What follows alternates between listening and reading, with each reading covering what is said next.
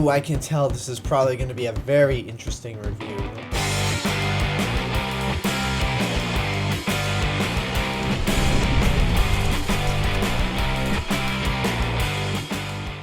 The Dark Knight Rises came out in 2012, 4 years after The Dark Knight, but takes place 8 years after the events of that movie, so the movie would take place in 2016. It's been 8 years since Harvey Dent lost his mind and Batman took his fall for reasons unknown.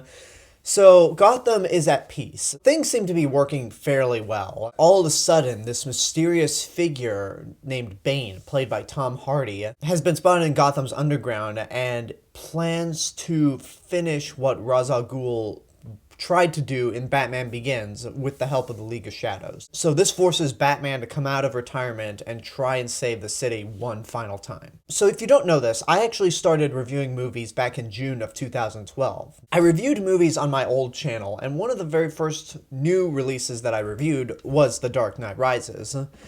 And at the time, I loved it. I absolutely loved The Dark Knight Rises, and I was using a star system at that time, so I gave it 4.5 out of 5. Really good, but not a masterpiece.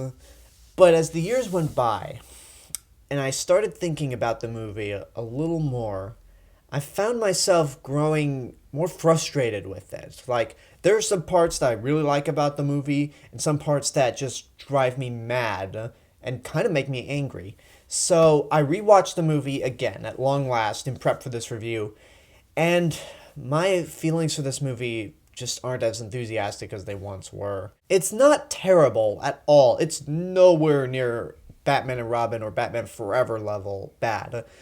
But compared to The Dark Knight, this is such a letdown for me. And okay, you know what? Let's talk about the good stuff, because this movie does have a lot of really great moments. For one thing, the villains. Bane, you could say what you want about his voice, but I think Tom Hardy does a really good job as Bane. He's very cold, calm, and he has this physical presence that really makes him stand out. Not as much as the Joker, but there are some things you can remember about Bane. Besides the fact that he talks like this, you think darkness is your ally. You nearly adopted the dark. I was born in it. Molded by it.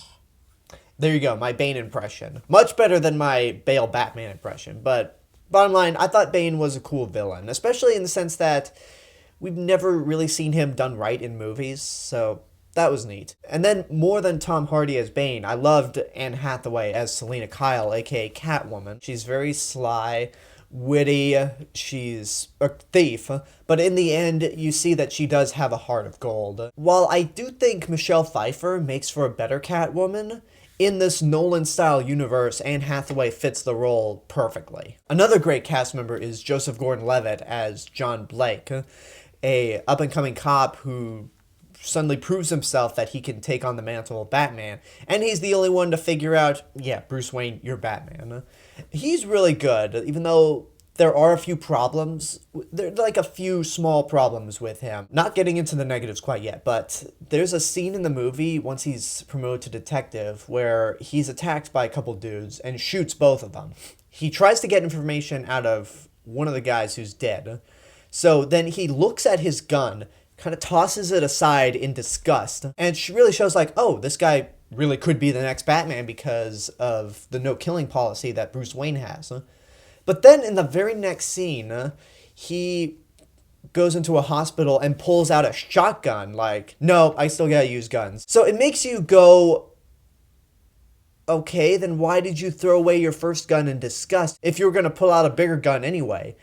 It just doesn't make a whole lot of sense. And I don't necessarily think that's a nitpick, but if you see it as one, that's fine. The cinematography is once again really good. The music, I think, is the best of the series, honestly. I love the twist of Talia al Ghul, who's played by Marion Cotillard, and the backstory of her and Bane, when Bane is pretty much her protector, is rather emotional. Even when I saw this movie again, and with the less than stellar opinion I have, that scene was emotional to watch. It really did get to me. And then the final battle is awesome. It almost saves the whole movie. It's just really fun to watch. Hans Zimmer's music is making it more intense, and it's just an all-time blast. Unfortunately, for all the good stuff I have to say about The Dark Knight Rises, it's not enough to save the whole movie. When I was watching this movie again, in prep for this review, I noticed a few things that I had problems with, and I'm like, that doesn't work out too well. You know what? I can ignore that, because I'll just let that go. I can forgive it.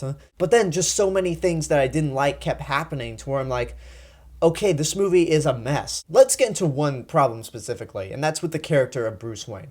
Christian Bale is once again good as Bruce Wayne, but he's pretty much doing the same thing he did in the other movies, and Bruce Wayne's journey here is nearly identical to the one in Batman Begins. And I can understand that Nolan wanted to tell the story of the true man behind the mask, because those kind of personal superhero stories are interesting. But when you actually see Bruce Wayne stripped of his stuff, he kind of proves to be pretty pathetic. I mean, he spends about 40 minutes in the movie. That's right, 40 minutes stuck in a pit in the bottom of nowhere. And within the movie's time frame, it's 3 months. And you're like, what? You're supposed to be Batman, world's greatest detective, and you're pretty much doing all the same shit you did in Batman Begins, and you learn nothing by the end of the movie. Now, I'm going to say something really controversial, but Iron Man 3 came out a year later and kind of told the same man behind the mask superhero story, and Iron Man 3 did a much better job, because while Bruce Wayne was stuck in a pit for 3 months, we got to see what Tony Stark can do without the Iron Man suit, and Tony Stark proves to be a badass without it. He gets shit done, and proves that he doesn't have to completely rely on a suit of armor. So I know people seem to have more problems with Iron Man 3 than The Dark Knight Rises, but personally, I just thought the Iron Man 3 was better. I didn't want to do a Marvel versus DC comparison at all, but to give you an idea of what I'm talking about when I say I have a problem with Bruce Wayne's character arc in this movie, I had to pull up the closest example I could find. And speaking of Bruce Wayne, at the beginning of the movie, when we first see him, he's like an old, crippled hermit, living in his mansion away from the rest of the world, and you're like, you're not that old, Bruce Wayne, and why are you walking around with a cane? Did you not go to the hospital and get yourself checked out after your fall in the Dark Knight? And also, why did he decide to cut himself from the rest of society? I understand not being Batman for 8 years, that's perfectly fine, but cutting yourself off from the rest of the world makes no sense at all. It's just so stupid, and just to see him willingly let himself rot is ridiculous. The dialogue is once again expository, and in The Dark Knight I let that slide, but here I just can't do it this time around, because there's one specific point in general that really demonstrates how bad the script is. In the movie, Bane and the League of Shadows reveal the truth about Harvey Dent to Gotham, and all the criminals are running loose, Gotham is in martial law, and they've armed a bomb that's going to destroy the whole city, unless an ordinary citizen comes forward with the trigger that Bane says one of you has. And later on, when Blake and Gordon are meeting with some other guys, they say that Gotham's been in martial law for 3 months. And you go like, that was 3 months? I never once got that impression that it was 3 months. They told us it was 3 months, sure, but there was nothing in that movie at all that gave me the impression that Gotham was in martial law for 3 months. There was nothing that gave me the impression that Bruce Wayne was stuck in a pit for 3 months straight. Show, don't tell. Let me use an example from Star Wars The Force Awakens. Early in the movie, Kylo Ren says that Poe Dameron is the best pilot in the Resistance. Okay, they're saying that because that's his character. But later on, twice in the movie, they show how badass Poe is at being a pilot. He flies a TIE fighter like no other pilot can, and in his X-Wing, he takes out 10 TIE fighters and a handful of stormtroopers, all within a 15-second time span, and you're like, alright, they just proved to me that Poe Dameron is the best pilot of the Resistance. So think about this question. Would you have an easier time believing something if somebody just told you something and you had to take their word for it? Or would you believe it when somebody told you something and then you actually saw it for yourself? Huh? Just think about that for a second. The script itself is not very good, honestly. And while The Dark Knight had a very well-written script, and everything was thought out, even with some expository dialogue here and there are a lot of inconsistencies and stupid decisions that go on in this movie. I mentioned the whole thing where Blake tosses his gun aside in disgust and then pulls out a shotgun. But other things include, why would you send every member of the Gotham PD and SWAT team down into the sewers? What did the League of Shadows and Bane hope to accomplish by simply blowing up the city with a nuke? Because that wasn't what Ra's al Ghul was going to do in Batman Begins. And how does Bruce Wayne survive the end of the movie? Because at the end of the movie, he's forced to take the bomb out of Gotham.